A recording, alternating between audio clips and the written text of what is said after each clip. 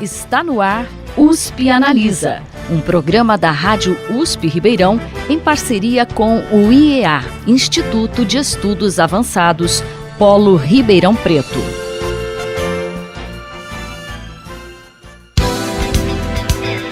Bom dia, ouvintes da Rádio USP. USP Analisa de hoje discute a reforma política como alternativa para tirar o país desse atoleiro de imoralidade e corrupção que envolve políticos, partidos políticos e empresas. Operação Lava Jato no âmbito nacional e Operação Sevandija no âmbito municipal, entre outras investigações, revelam a promiscuidade nas relações entre políticos e empresários. As propinas dão as cartas na política a ponto de fazerem os políticos aprovarem leis e medidas provisórias que atendem a interesses próprios e que interferem diretamente na vida do cidadão. Por outro lado, o Brasil tem 37 partidos políticos e outros 28 estão na fila aguardando registro no Tribunal Superior Eleitoral. É mais do que evidente que o atual sistema político está esgotado, falido. E até que ponto a reforma política é a resposta que o país espera? Em que medida essa reforma política deve acontecer? Quem vai responder a essas e outras perguntas é o professor de Direito, Nono Coelho, da Faculdade de Direito da USP de Ribeirão Preto, e o cientista político Igor Lorenzato, do Instituto de Proposta Liberal, ProLiber. USP Analisa. Eu gostaria de começar conversando com vocês, querendo saber a opinião de cada um. Por que o Brasil chegou nessa situação aí com corrupção sendo vista em todos os níveis, né? Aqui no município, na polícia, na União, lá em Brasília e tal. Por que chegamos nesse ponto? O que aconteceu? Quem começa? Professor Nono, Igor? Posso começar? Vai lá. Por favor. Muito bem. Eu acredito que fundamentalmente nós temos um déficit de política na organização das nossas instituições, não é? As nossas instituições verdadeiramente são pouco políticas no sentido genético, original da palavra. E é isso que eu gostaria de começar por recuperar. O que significa a invenção da política como uma forma de convivência? Significa a organização das instituições da convivência, da comunidade, com base no princípio da igualdade. É isso que os gregos inventaram, não é, lá na antiguidade, quando inventaram a polis. É converger interesses divergentes, eu acho. Essa é a melhor definição de política que eu vejo. É verdade, e fazer conviver interesses divergentes, pessoas diferentes, mas que apesar disso são iguais. É essa tensão que configura a realidade política. Como é que pessoas que são diversas em riqueza, em gênero, em preferências de toda a natureza, não é? Em caráteres, podem, apesar disso tudo, viverem como iguais? Não é? Essa é a grande questão em que as nossas instituições políticas falham. Por quê? Porque elas não partem da igualdade como o seu fundamento e elas não garantem a igualdade. Ao contrário, elas sacramentam, consolidam formas da convivência, da coexistência em que alguns são permanentemente dominantes e outros são permanentemente dominados. Igor. Eu acredito que também no Brasil que houve essa centralização que ocorreu na história recente do Brasil, principalmente do poder republicano, a Constituição, esse poder que ela coloca justamente para a União, que é quem recebe todos os recursos do país. É muito difícil para qualquer pessoa pensar em administrar tanto recurso de maneira eficiente no sistema político que a gente tem hoje no país. Basta ver também, que eu sempre falo isso, muito da corrupção que a gente tem hoje não é que parte só dos políticos, só desse ambiente, mas se você pegar as licitações, que de cada 10 casos de corrupção, 8 estão envolvendo casos de licitação. É um sistema que eu acho que a gente tem que mudar e vem de um longo processo histórico essa construção aí, desde 93, de quando o Fernando Henrique Cardoso assinou a lei. Agora, em que medida uma reforma política pode melhorar ou mudar essa configuração que nós temos aí de tanta corrupção, tudo tal, e melhorar a situação do país? Bem, falar em política é falar permanentemente em reforma, porque uma das características da vida política é a consciência de que as instituições elas são falíveis, e que nós lidamos com uma dinâmica de alteração que precisa ser enfrentada de modo muito franco. Não é uma novidade, nós não temos agora que reformar as instituições políticas para atingir, para diminuir a corrupção. O problema da corrupção, do desvirtuamento da natureza política das instituições, é um problema com o que a civilização convive desde quando a polis foi inventada. Não é? Todo mundo conhece aquela famosa classificação que Aristóteles fazia no século IV a.C. de regimes políticos retos e regimes políticos desvirtuados. O que significa isso? Fundamentalmente, governos retos e governos corruptos. Governos corruptos são aqueles em que o poder, em vez de estar a serviço de todos, está a serviço de alguns de muito poucas pessoas. Né? Então, fundamentalmente, é uma tarefa de sempre, mas que se coloca hoje mais urgente do que nunca, como você bem colocou. Você entende assim?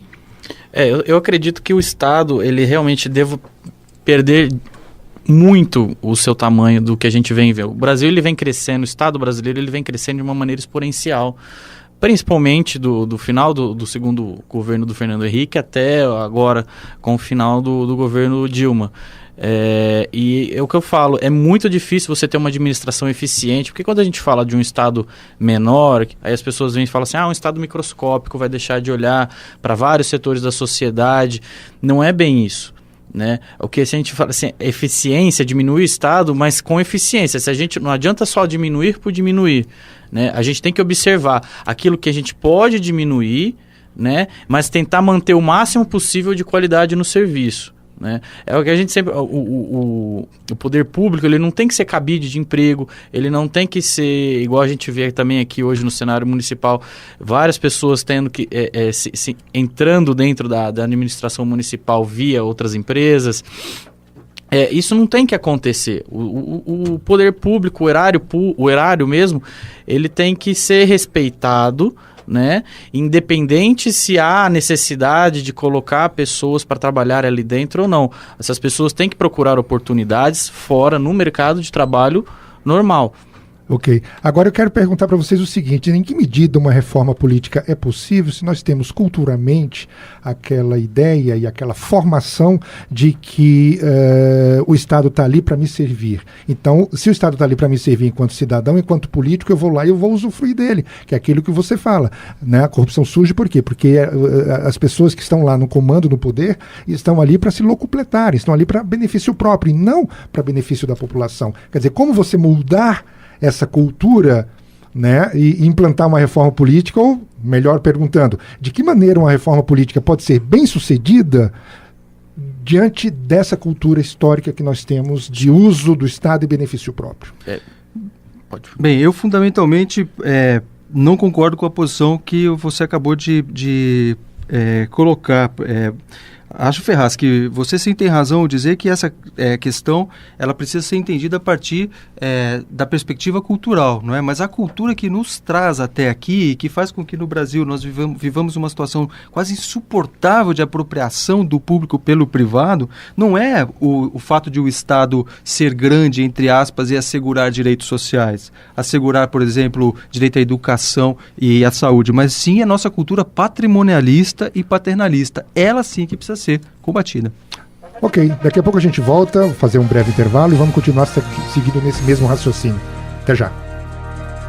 USP Analisa volta já.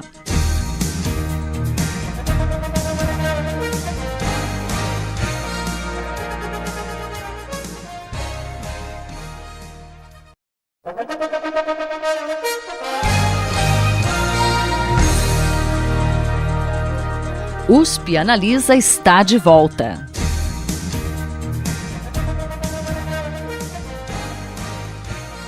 Bom, estamos de volta aqui para falar sobre reforma política, hoje entrevistando o professor de Direito, Nuno Coelho, da Faculdade de Direito da USP de Ribeirão Preto, e do Igor Lorenzato, cientista político do Instituto ProLiber. Professor, você estava comentando no bloco anterior sobre a questão do patrimonialismo, né? Como você implantar uma reforma política se existe a cultura do patrimonialismo aqui no Brasil, que é histórica, é secular, inclusive. Exatamente. Nós vivemos, não é, uma história de lutas na Europa, e o Brasil, em grande medida, também foi palco dessas lutas para a construção dos direitos individuais, dos direitos sociais, dos direitos políticos. A construção, a afirmação desses direitos se dá aqui entre nós num contexto pós-colonial ou anticolonial, e se confunde com o nosso esforço de descolonização. A nossa colonização foi inspirada, não é? Foi construída num modelo em que algumas pessoas eram donas disto tudo, não é? E em que os governantes, eles eram os pais, eles eram os senhores. O nosso regime político, ele sempre foi muito pouco político nesse sentido. Algumas pessoas permanentemente são donas, são dominantes, são senhores, e os outros são subordinados. Os outros são escravos, são mulheres sem acesso à participação nenhuma, são pobres sem direito de votar e de ser votado. Nós estamos combatendo fundamentalmente essa cultura. E o Estado liberal e os esforços pela implantação dos direitos individuais entre nós, depois o Estado social com os esforços para a conquista desses direitos fundamentais como saúde, educação, meio ambiente, são esforços de afirmação da natureza política da nossa associação, para que não haja ninguém que seja senhor permanentemente. Nenhum de nós, seja você presidente da República, vereador ou um simples cidadão na sua vida privada, não vale mais do que ninguém. Todos nós somos iguais, não há senhores entre nós. Mas é isso, mas nós não temos isso, né? Isso foi um dos problemas até, várias discussões com relação ao impeachment da presidente Dilma, era que a Constituição tinha um remédio muito amargo para caso o impeachment da presidente saísse como saiu. E exatamente, nem a presidente da República está acima da Constituição Federal, e é isso que devia ser respeitado, e que você vê muitos políticos sempre colocando, hoje você vê os discursos do Renan Calheiros, porque a punição era muito, a punição da Constituição Federal era muito forte, a gente não pode isso, ela não merece isso, mas é a Constituição que está dizendo. Mas você vê uma condescendência muito grande em relação a isso, né? Quer dizer, o compadrio ainda funciona, né? Quer dizer, funciona mesmo. Como a reforma política pode quebrar esse paradigma? Eu sou a favor de uma mudança mais profunda na Constituição Federal. Apesar de ser constitucionalista, eu adoro a Constituição. Da maneira como ela se encontra hoje, eu sempre vou tentar respeitá-la ao máximo, porque eu acho que esse é o caminho, é isso que faz uma civilização evoluir, né? Mas eu acho que a nossa Constituição, ela é muito inflada, ela é muito inchada, ela dá muita responsabilidade para o Estado, e o Estado brasileiro não vai conseguir chegar em nenhum momento, principalmente com essas crises que a gente está vendo, de conseguir efetivar esses direitos de maneira 100% com efetividade. Para você, a reforma política passa necessariamente pelo enxugamento da Constituição? Eu acredito que sim. Não tem, qualquer outra proposta vai ser barrada vai ser barrada por vários direitos que a Constituição vão ter várias discussões de inconstitucionalidade de projetos que vão vir.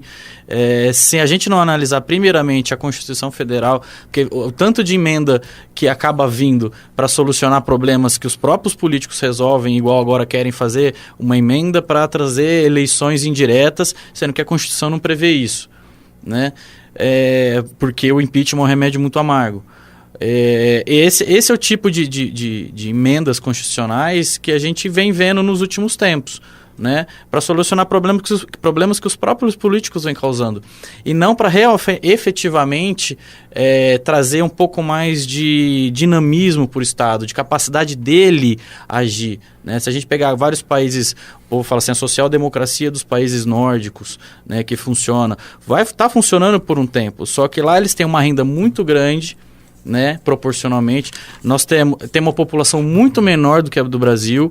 Eles já estavam numa fase em que as desigualdades eram menores, muito diferente do Brasil. Então não dá para fazer um Ctrl-C, Ctrl-V da social-democracia de lá para a social-democracia daqui, assim como também não dá para trazer propostas liberais de países que funcionam para cá, sem fazer todo uma análise do que cabe e do que não cabe aqui, de acordo com o que a sociedade pensa hoje em dia, né? Eu fundamentalmente não concordo com isso. Eu acho que esse é um erro de perspectiva muito importante. Veja, dizer que a culpa da corrupção é do Estado Social é ignorar efetivamente o que se passa nesse país. Veja, diminuir o Estado Social não traz para nós nenhuma garantia de diminuição da corrupção, traz garantia de diminuição de direitos. E eu pergunto, quais são os direitos que nós vamos tirar? Nós vamos tirar, por exemplo, o direito à educação? Nós vamos tirar o direito às creches, nós vamos tirar o direito dos consumidores, nós vamos tirar o direito ao meio ambiente equilibrado, nós vamos tirar o direito à saúde das pessoas. Quando a gente fala em diminuir o Estado, e esse Estado que é grande, que precisa contratar muita gente, etc. Correntes do liberalismo, eles defendem as questões sociais do cidadão. Mas, por exemplo, sim, mas que tem vários direitos que devem ser asseguradas por quem? Vários direitos da Constituição são direitos. Exato, exatamente. Assegurando saúde, assegurando educação, assegurando infraestrutura. Muito bem. Então nós já não estamos mais no marco do Estado liberal. Nós já estamos no marco do Estado social. E o Estado social... Só que o Estado social mesmo coloca vários direitos indisponíveis ao próprio indivíduo. E isso é uma coisa que é inconcebível no meu ponto de vista, né? A gente não consegue... Eu não consigo fazer um acordo. Eu que tenho eu que consigo enxergar melhor a situação com o meu empregador, eu não posso fazer um acordo com ele, eu não posso, a partir desse momento, eu não posso bater 59 minutos de horário de almoço por 3 vezes que eu levo uma suspensão do trabalho. Por quê? Porque a CLT proíbe que eu faça 59 minutos de almoço. O detalhe que você dá... E aí se eu for conversar... Na boa, eu acho que a gente está desvirtuando um pouco a questão da reforma política, que é o foco do assunto. Exatamente. Eu acho que Estado social, Estado liberal, dá pano para manga para a gente fazer 525 programas para frente. Vamos voltar um pouco para a nossa reforma política? Eu queria saber, no seu ponto de vista, o que na reforma política, quais os aspectos que precisam ser modificados e atacados de frente? Bem, em primeiro lugar, de modo sistêmico, a gente precisa aprofundar, radicalizar o nosso compromisso com o princípio republicano que o Igor há pouco disse. O que ele significa? O Estado é público, a escola pública é pública, o posto de saúde, o hospital é público. E o vereador não pode ter uma vaga na escola. O vereador não pode ser dono de escolas públicas, como muitas vezes acontece no nosso e em outros municípios. O vereador ou o político, ou quem quer que seja, que tenha poder, não pode definir quem é que tem o direito de ser internado, não é? Quem é que vai ter acesso a um remédio. Até para referendar o que o senhor está dizendo, professor, que eu falo, tem uma cultura no país hoje de que aquilo que é público é de ninguém. Eu acho que é isso que a gente tem que mudar no país hoje, né? É transformar do que é público, que é de todo mundo e que deve ser trabalhado com a máxima efetividade e qualidade possível. Ok? Vamos para um próximo intervalo, daqui a pouco a gente volta.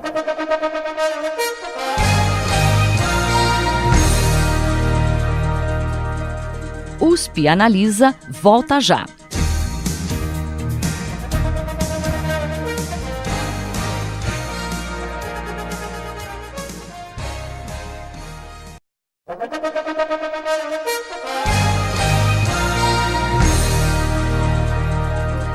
USP Analisa está de volta.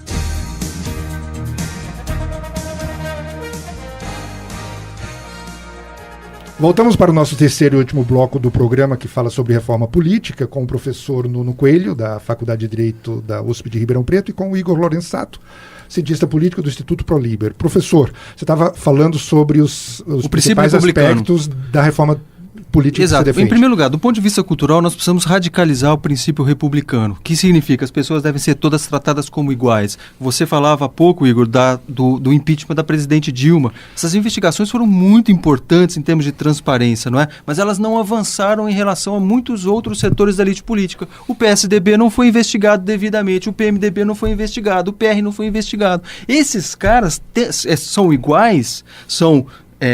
portanto, tão passíveis de punição quanto os caras do PT. Eles eram parte do mesmo esquema. Se nós vivemos num partido, num país republicano, a lei tem que valer para todas as pessoas. O STF que o diga, né?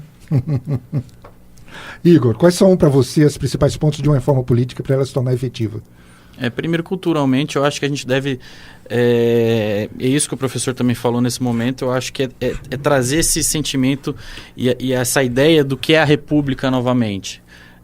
A República, eu sempre falo, parece um pouco de provocação, mas a República é sempre mais importante do que a gente fala assim, a democracia em si. Porque a democracia é um meio pelo qual as pessoas podem entrar na administração pública para cuidar daquilo que é de todos, né? Então a gente tem que primeiramente trazer de novo esse respeito ao que é a República, tanto que o impeachment, independente de que for, ele não fere a democracia, ele salva a República, né? Só que a reforma política no país hoje, eu consigo ver vários projetos bons até, só que eu realmente acho que isso vai ser barrado por muitas questões constitucionais, né?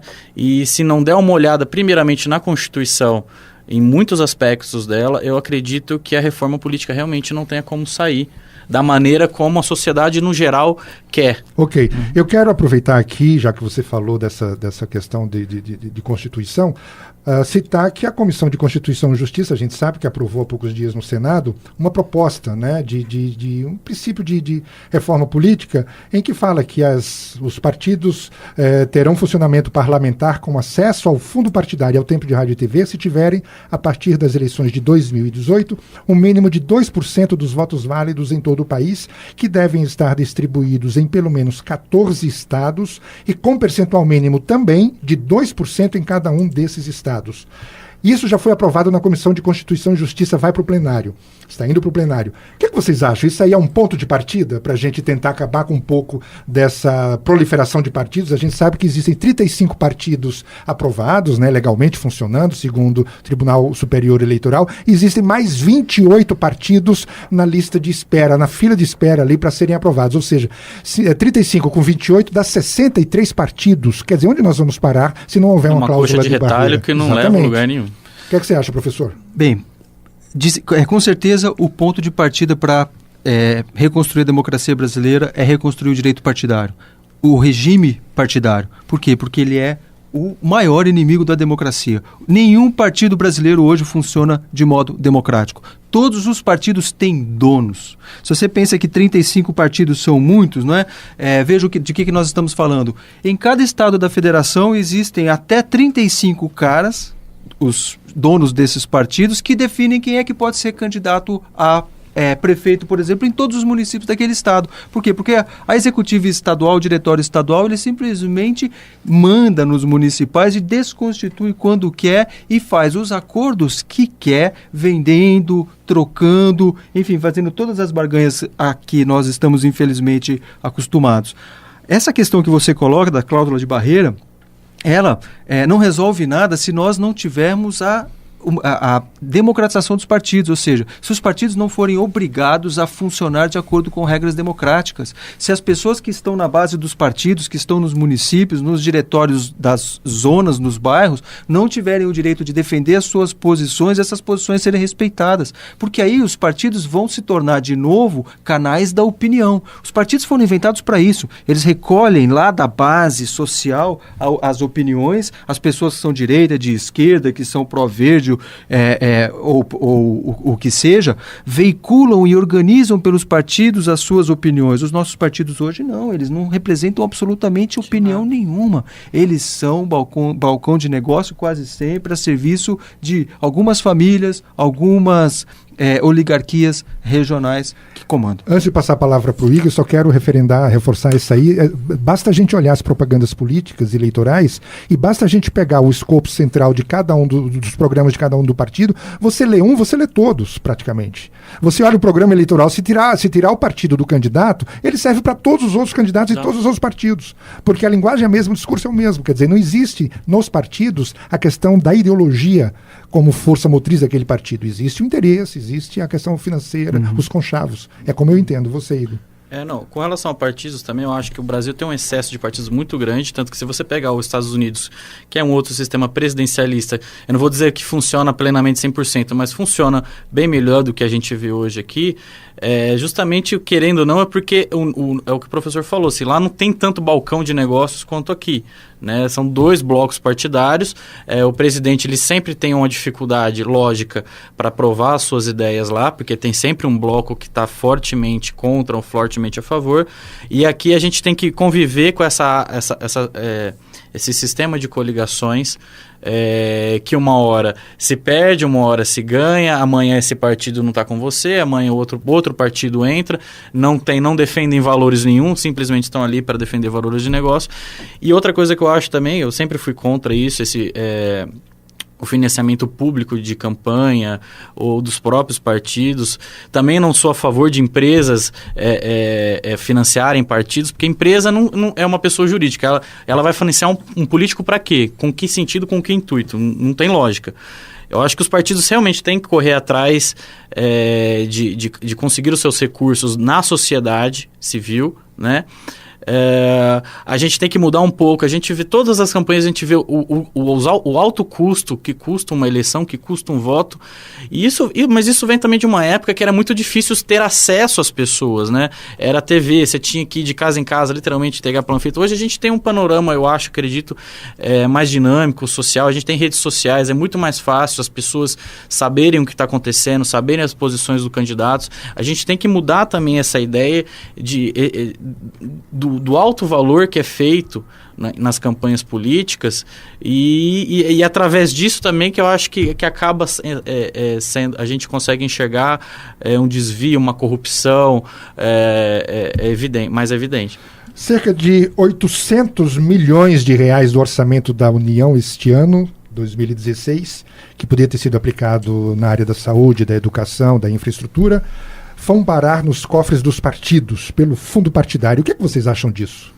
Bem, eu sou a favor de financiamento público, sim, das eleições e dos partidos, combinado com a contribuição dos indivíduos, não é vedado completamente a participação das empresas, porque as empresas só participam para obter lucro, Óbvio. porque fazer campanha, apesar de tudo, é muito caro e os partidos e candidatos não têm como veicular suas opiniões, não tem como se fazer sequer conhecidos se eles não tiverem dinheiro para propaganda de televisão, que é o mais caro, mesmo mídias sociais e etc.